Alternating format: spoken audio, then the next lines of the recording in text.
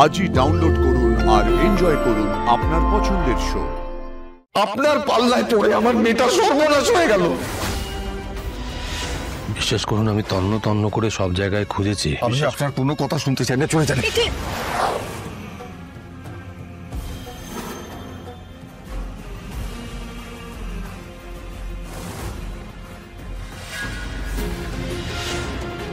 আর্য? না, ওকে ফোন করে কোনো লাভ নেই। না ম্যাম, আর্য এখানে এসেছে।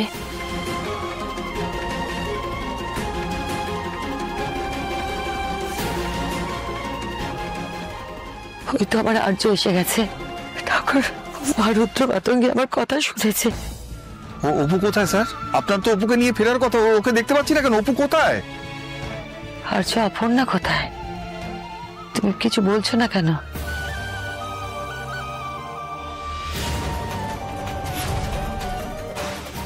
কি বলছো? মুখ খুলে স্পষ্ট করে বলো, আমরা কিছু বুঝতে পারছি না।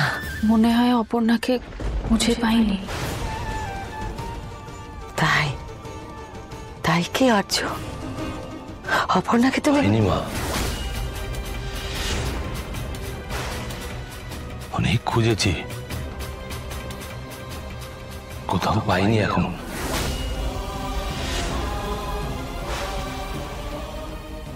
পাননি মানে কি বুঝতে পারছি না। অপু কোথায়? ও স্যার, আমার মেয়েটা কোথায় স্যার? না না, অপু তো এরকম বিপদে আগেও পড়েছে। ও তো ফিরে আসে, আপনি তো নিয়ে আসেন। আপনি যখনই আসেন ওকে সঙ্গে করে তো ফিরিয়ে নিয়ে আসেন। কোথায় আমি নিজেও জানি না।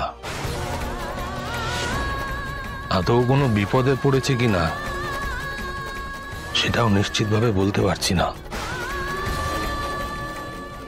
আমার আপনাদের কাছে ক্ষমা চাওয়ার কোনো ভাষা নেই।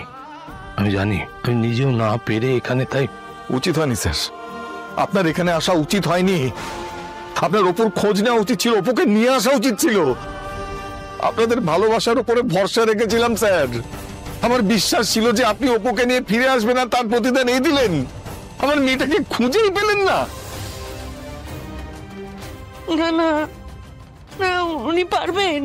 আপনি স্যার আমার অপুকে ফিরিয়ে আনবেন তো আপনি? হ্যাঁ সুমি পারলে কি উনি এভাবে মুখ চুন করে এখানে দাঁড়িয়ে থাকতেন? আমি না অনেকক্ষণ ধরে নিজের মনের সঙ্গে লড়াই করেছি, মনকে বুঝিয়েছি, তোমাকে বুঝিয়েছি, পাড়ার লোকেদেরকে বুঝিয়েছি, কিন্তু আমি এখন বুঝতে পারছি আপনার পাল্লায় পড়ে আমার মেয়েটা সর্বনাশ হয়ে গেল।